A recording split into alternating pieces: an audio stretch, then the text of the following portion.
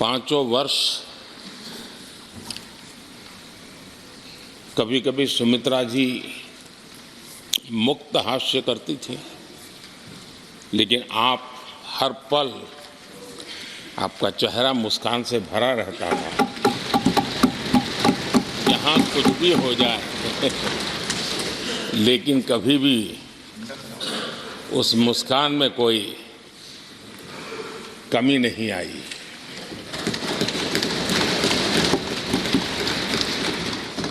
अनेकविध परिस्थितियों में आपने बहुत ही संतुलित भाव से और सच्चे अर्थ में निष्पक्ष भाव से इस सदन का मार्गदर्शन किया, सदन का नेतृत्व किया। मैं इसके लिए भी आपकी भूरी भूरी प्रशंसा करता हूँ।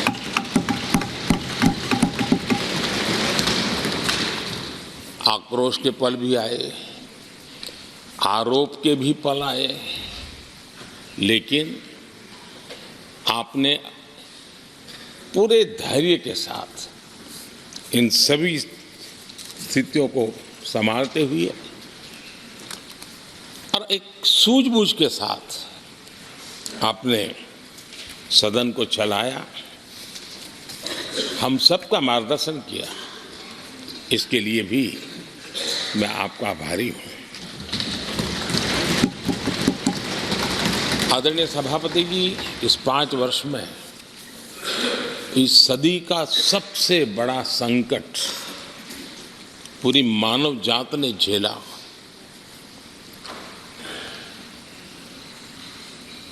कौन बचेगा, कौन बच पाएगा, कोई किसी को बचा सकता है कि नहीं बचा सकता, ऐसी वो अवस्था थी। ऐसे में सदन में आना, ये भी अपना घर छोड़ के निकलना, ये भी संकट का काल था। इसके बाद भी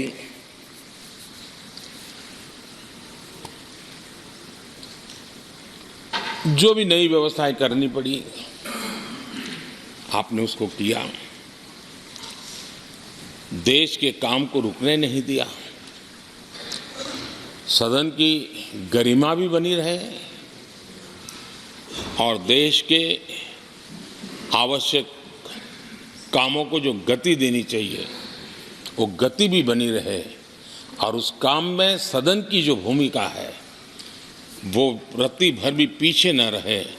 इसको आपने बड़ी कुशलता के साथ संभाला और दुनिया के लिए एक उदाहरण के रूप में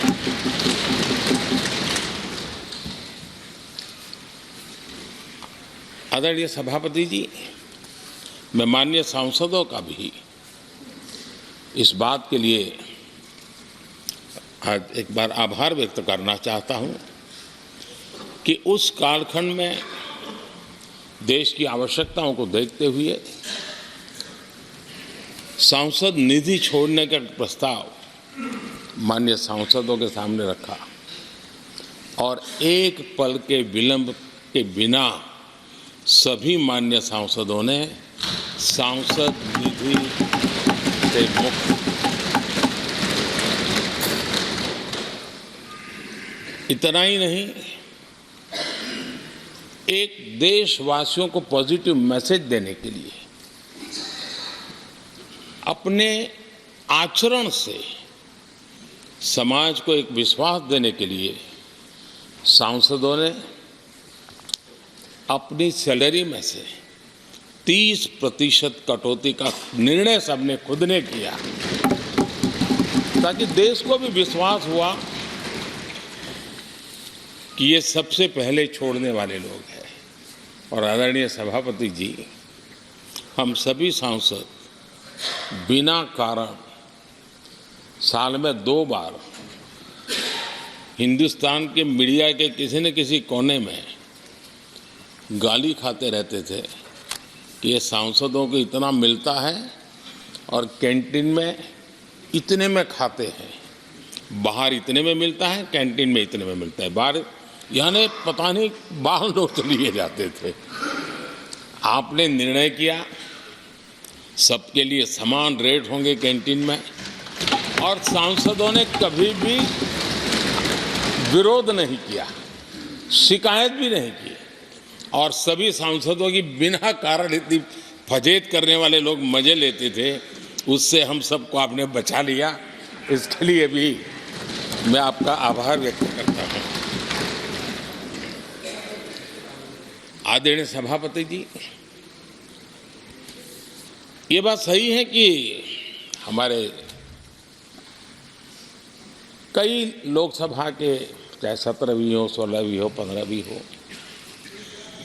संसद का नया भवन होना चाहिए, इसकी चर्चा सबने की, सामूहिक रूप से की, एक स्वर से की, लेकिन निर्णय नहीं होता था।